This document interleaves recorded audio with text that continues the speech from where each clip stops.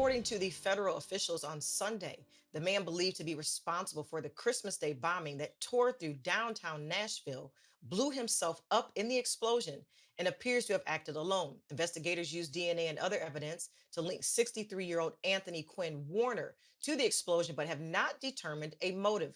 Officials have received hundreds of tips and leads, but have concluded that no one other than Warner is believed to have been involved. Joining us now from Dallas, Texas to talk more is Monique Peters. Monique, to have this type of story break loose in the midst of the holiday, but also in the midst of such a beautiful city and with so many people that are surrounding that area, was certainly heartbreaking to hear and to see the responses in my news feed all day that day. I was seeing many people who were asking their loved ones to check in, to say that they were okay. This was just a very treacherous situation as a whole, and especially during the holiday season.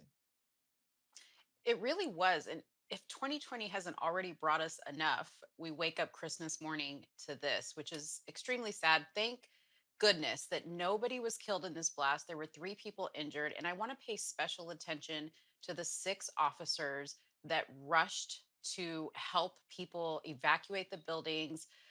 Initially, what happened was is they received a phone call of some shots that were fired. And Mr. Warner had driven his RV down to Nashville at about 1:30 a.m. in the morning, parked the RV there. Shortly after they heard these gunshots, the police arrive on scene and then start to hear a audio message playing from the RV warning that a bomb was going to detonate. So it was a very, very stressful situation. These officers did an amazing job to get everybody out of safety.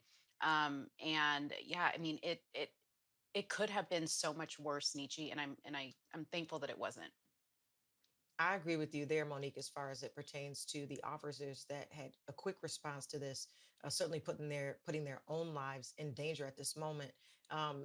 This explosion also affected the AT&T building, which wreaked havoc on cell phone service and police and hospital communications in several of the southern states. That even was an emergent situation for many who may have had other emergencies and could not get through properly.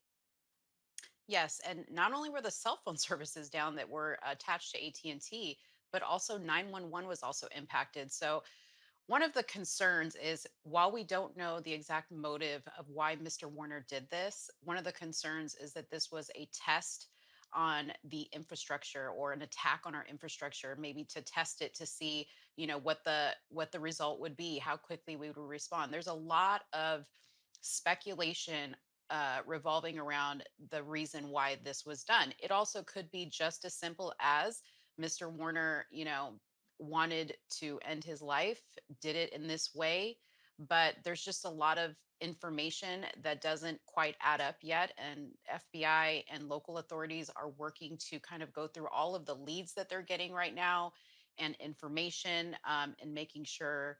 Situation, Monique. We're certainly glad that no one was injured here, and certainly looking forward to what they come up with, what they find out in the days ahead. Thank you so much for joining us today. Thank you. Always a pleasure.